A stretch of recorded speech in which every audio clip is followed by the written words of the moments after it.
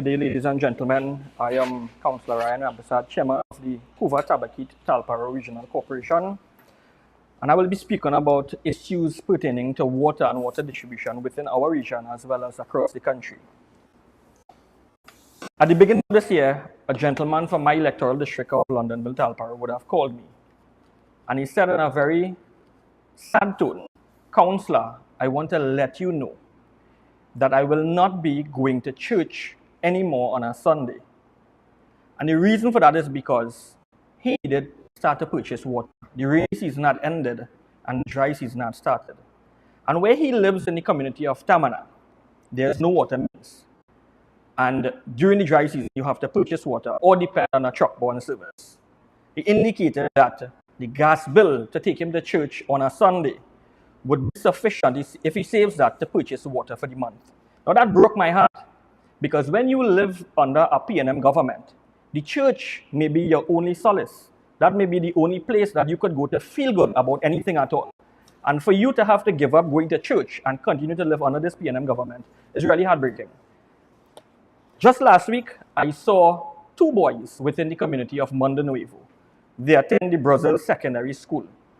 And it was a Monday morning I went to do a site visit. I saw them playing in the road, playing football in the road at about 10 a.m. And I know these young men, very hardworking, diligent, constructive, intelligent young men. And I inquired from their parents why were they at home, because they are usually at school.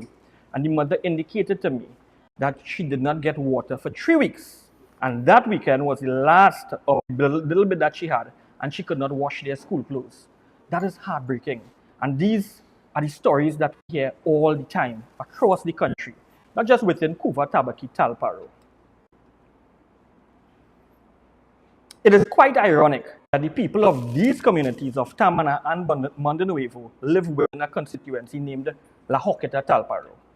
And it is even more ironic that the largest water dam in the Caribbean, namely the Arena Dam, is located within La Joqueta Talparo. And these people are suffering tremendously for water. And you live just a stone's throw away from the largest dam. Prior to the 2010 general election, the region of Couva, Tabaquite, Talparo serviced, through water trucking services, contracted services, 35 communities. At the end of Mrs. Kamala Persad-Bissesa's term as a Prime Minister, we would have reduced that number from 35 to 12. We served 12 communities in 2015, so we reduced it by 23.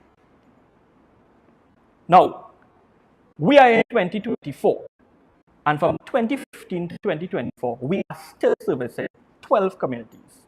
What does that tell us about PNM governance? The CTTRC got $800,000 under the Vote for Water Trucking service. And we utilized that $800,000 to serve 550 households within these 12 communities. That lasted us 8 weeks. The 8 weeks started the first week in March, and unfortunately and sadly, it ended Monday of this week.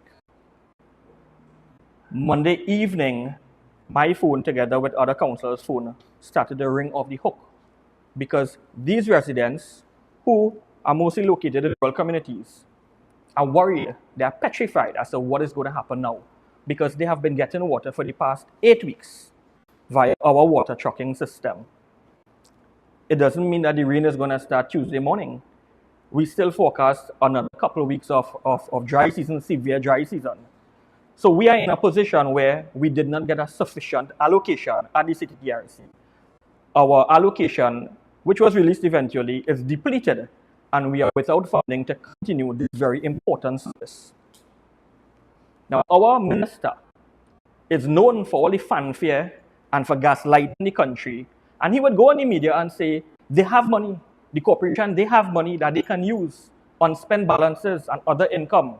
Well, I want to tell the Honorable Minister, if he does his job and represents us well, we won't have to seek to utilize money from other votes, which is wrong, which we're not supposed to do, because the Minister of Local Government, dear Trinidad and Tobago residents, our dear citizens, he wants us to take monies from our salaries and for monies that we got to fix roads and to buy fuel. He wants us to take that money to continue to supply, water through our water trucking service.